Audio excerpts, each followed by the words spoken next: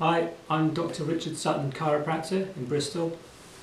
I'm going to go through 3 videos today on 3 areas that are really important for spinal health.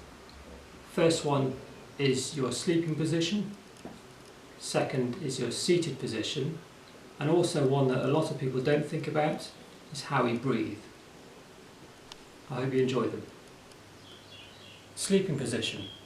So we've got 3 main sleeping positions, and it really depends, it revolves around the posture of the neck.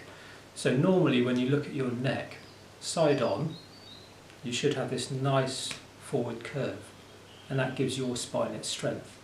From behind, straight line. So apply those principles when you're lying either on your side or your back. I know some people will say, what about sleeping on my stomach? That's not a good position for your spine, so forget that one. The reason why that's bad for you is because when you lie on your front, to breathe, you turn your neck around like that all night, and that's not good for your neck. I'll show you in a moment.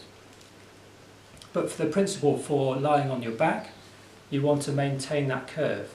So you want to be quite thin, you don't want too many pillows. Too many pillows will lift your neck like that. Lying on your side, this gap here between my shoulder and my ear, I want that filled, so it keeps my neck in a nice straight position.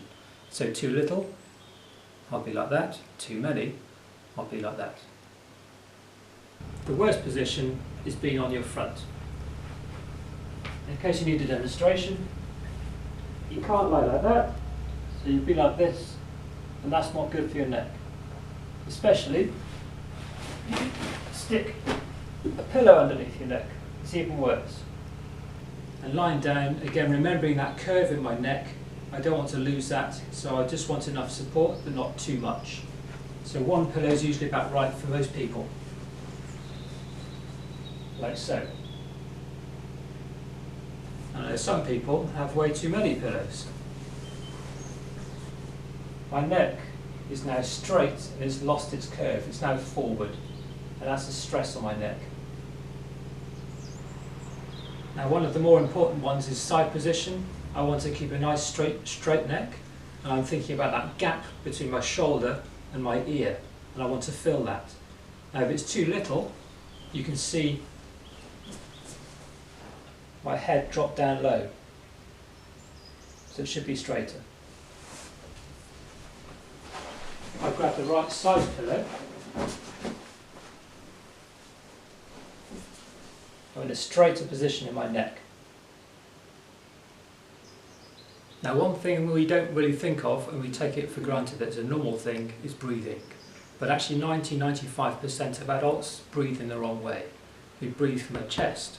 If you breathe from your chest, you breathe from the chest muscles and your neck muscles. So for people with recurrent neck and shoulder problems, this is a big issue. When you watch a baby breathe, it breathes from the abdomen. So you breathe in, and it inflates like a balloon, and breathing out and relaxes down. You won't change that breathing pattern straight away, but if you consciously think, am I breathing from my chest more than my abdomen or my belly, then try and switch it around, even if it's just every now and again. And you can do that by lying down, popping your hand on your belly, or one there, one on your chest, and trying to feel the hand move on your belly, not your chest, even if it's just for a few breaths. The reason why is because your diaphragm needs to be activated properly, and that's a huge muscle when it comes to stabilising your low back. To feel the difference between breathing from your chest and your abdomen, simply lie down, one hand on your chest, one hand on your belly, and just feel this rise as you breathe in. So it's filling like a balloon, and relax. Try and keep this chest nice and still. If you're breathing from your chest, you'll feel this pull up and out. Sitting, one of the worst things for your spine, accumulatively, but we all have to do it. So there are some positions that are better than others. General principle is you want to think about sitting with your hips higher than your knees, not below. What are the common situations where you find yourself sitting with your hips below your knees? A soft sofa, the car seat or a poorly set up office chair. If you can work on these and try and get your hips higher than your knees, so you may be sitting on a cushion, or you may adjust the chair, or just keep them to a bare minimum, you'll be saving yourself a lot of grief in terms of your low back long term. So in terms of the sitting position, this is what I mean in terms of your hips being lower than your knees, and that's a huge amount of pressure on your low back, especially for prolonged periods. So if you're driving or sat on the sofa, as we have been all recently, so you want to try and prop yourself up and bring a bit of hip height into that. Now I can adjust this stool up a touch more, and you can see how my hips are higher than my knees, and that's a lot less pressure on my spine.